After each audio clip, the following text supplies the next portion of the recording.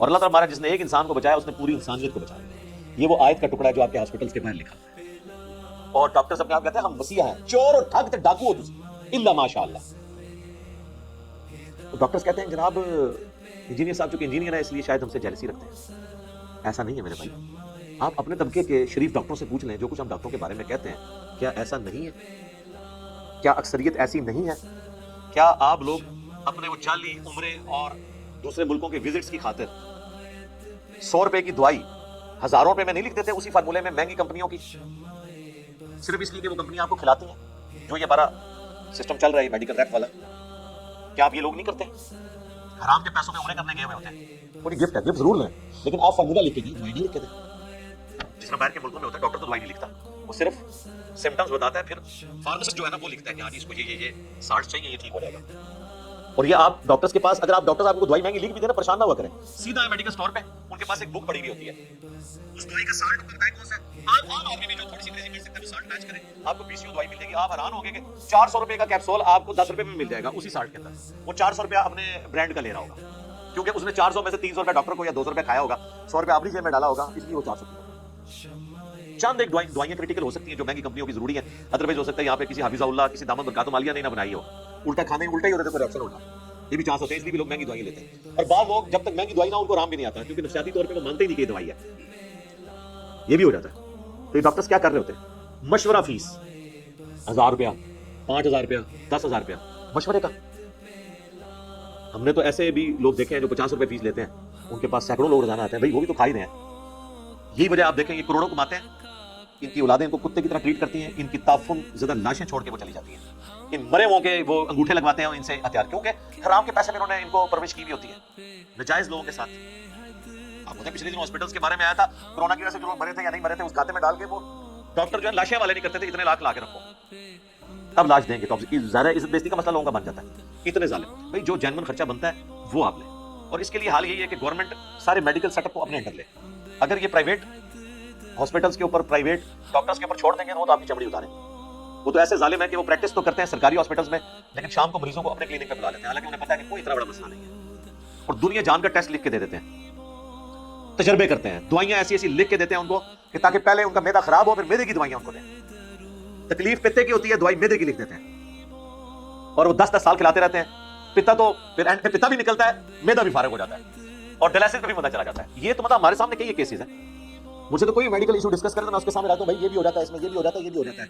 جن تجربوں سے کم از کم ہم گزر کے یعنی میچور ہوئے ہیں, کم از کم تمہیں تو ان تکلیفوں سے نہ گزرنا پڑے. اور یہ آیت بات لکھی ہوتی ہے جس نے ایک جان کو بچایا اس نے انسانیت کو بچا لیا, اور بچانے کے لیے کوئی نہیں بیٹھا ہوتا. وہ ایک جان جو بچا رہے ہوتے ہیں وہ اپنی جان بچا رہے ہوتے ہیں, یعنی آپ سے پیسے ہتھیا کے اور عوام پہ ظلم کر رہے ہوتے ہیں. لیکن اگر آپ جناب گوروں کے ملکوں میں چلے جائیں جناب, وہاں آپ کو انسانیت کی قدر, جانوروں کی قدر بھی نظر آئے گی. واقعی وہ لوگ تن من دھن لگا دیتے ہیں بندوں کو بچانے کے, ادھر کیا کچھ نہیں کرتے. آئے دن تو یہ تولیے پیٹ میں بھول جاتے ہیں, کینچیاں تک بھول جاتے ہیں, یعنی 2 یا 3 کینچیاں لے کے گئے وہ بھی ریٹریو کرنا بھول جاتے ہیں, ان میں سے بھی ایک پیٹ میں سے نکلتی ہے, آپریشن خراب ہو جاتا ہے.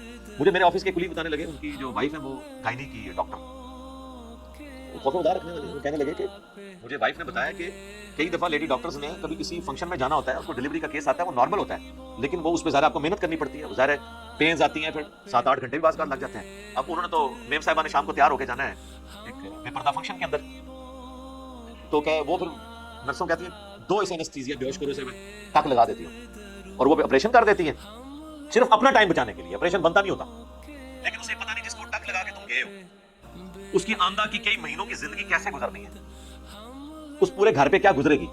جب آپ نے پیٹ کے 2 ٹکڑے کیے میں اس پہ آپ بے شک یہ لگا بھی دیں ٹانکے, اس کے بعد کیا ہوتا ہے, وہ عورت بیچاری گھر کے کام کس طرح مینج کرے گی, اس کے اگر چھوٹے چھوٹے بچے ہیں اس کو کیسے مینج کرے گی, کپڑے دھونا, کھانے پکانے کے معاملات, اور پھر ہر وقت یہ بھی دھڑکا لگا رہے کہ ان زخموں کے اندر پیپ نہ پڑ جائے, اور اکثر اوقات پیپ پڑ جاتی ہے, پھر اس کی صفائی کرانا, کئی بار پھر وہ صفائی کرنے میں زخم اتنا خراب ہوتا ہے کہ اس عورت کی ڈیتھ بھی ہو جاتی ہے. لیکن وہ اس میم صاحبہ نے اپنے ایک فنکشن کی خاطر اس عورت کو اس تکلیف سے, پورے خاندان کو اس اذیت سے گزارا. تو قاتل ہے وہ جان نہیں بچا رہی, وہ قاتل ہے اس پورے خاندان کی, یہ کر رہی ہوتی ہے. آج آپ چلے جائیں, آپ کو درجنوں لیڈی ڈاکٹرز میں سے ڈھونڈنے سے ایک ملے گی جو آخری درجے تک نارمل ڈلیوری کروانے کی کوشش کرے, جس نے حلال کی کر کے کھانی ہے. لیکن سر آپ امریکہ میں چلے جائیں, ہمارے پاس تو ہمارے تو کئی رشتہ دار وہاں پہ رہتے ہیں, وہ کہتے ہیں کچھ شاذ و نادر سننے میں ملتا ہے سیزیرین, ورنہ نارمل ڈلیوریز ہوتی ہے. یار ہماری صحتیں ان سے اچھی ہیں, ہماری امیونٹی پاور ان سے اچھی ہے, ہماری لائف, ہماری عورتیں زیادہ ٹف ہیں گھروں کے کام کرنے کے اعتبار سے.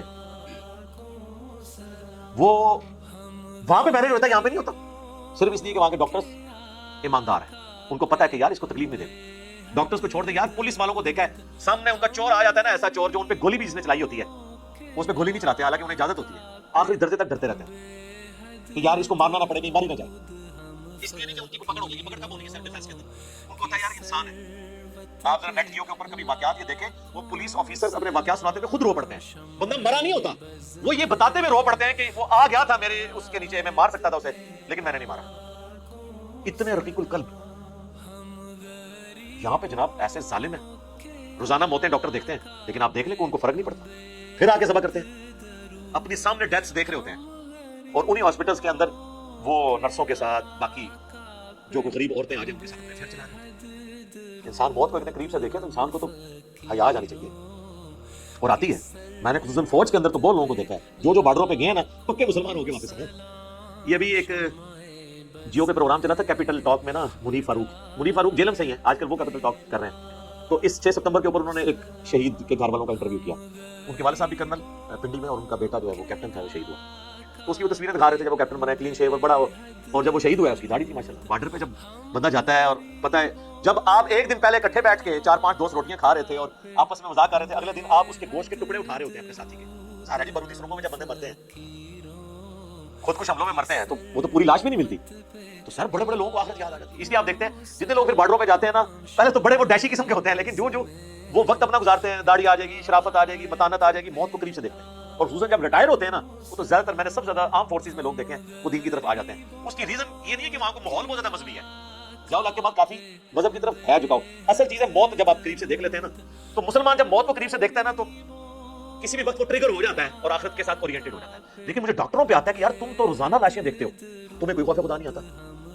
اور آیتیں تم لوگوں نے باہر یہ لکھ کے لگائی ہوئی ہیں, ومن احیاها فکانما احیا الناس جميعا, جس نے ایک انسان کو بچایا اس نے پوری انسانیت کو بچا لیا. اور جب کوئی ان کو سمجھاتا ہے کہتے ہیں کہ دیکھیں یہ ٹارگٹ کر لیا.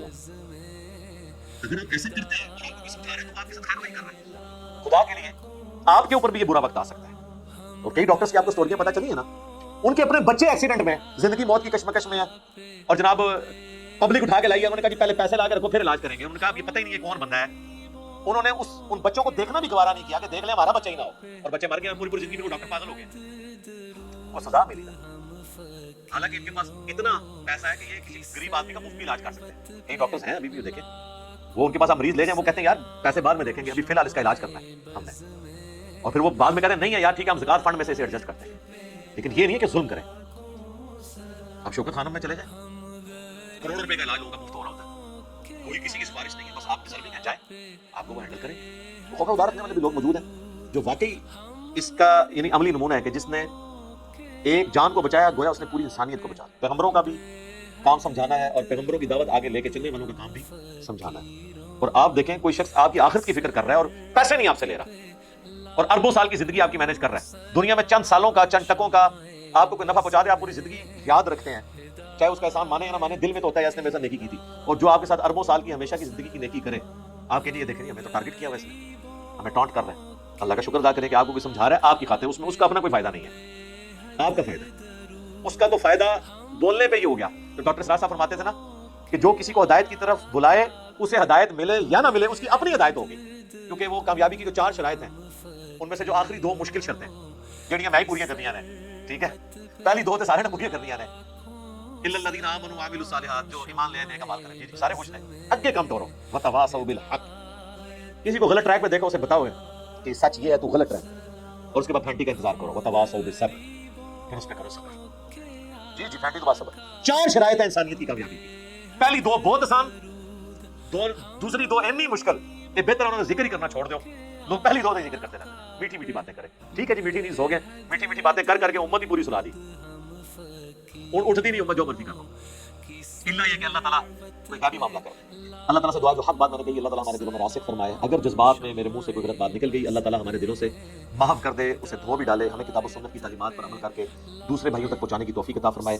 سبحانک اللہم و بحمدک, اشہد ان لا الہ الا انت, استغفرک و اتوب الیک, وما علینا الا البلاغ المبین. جزاکم اللہ خیرا.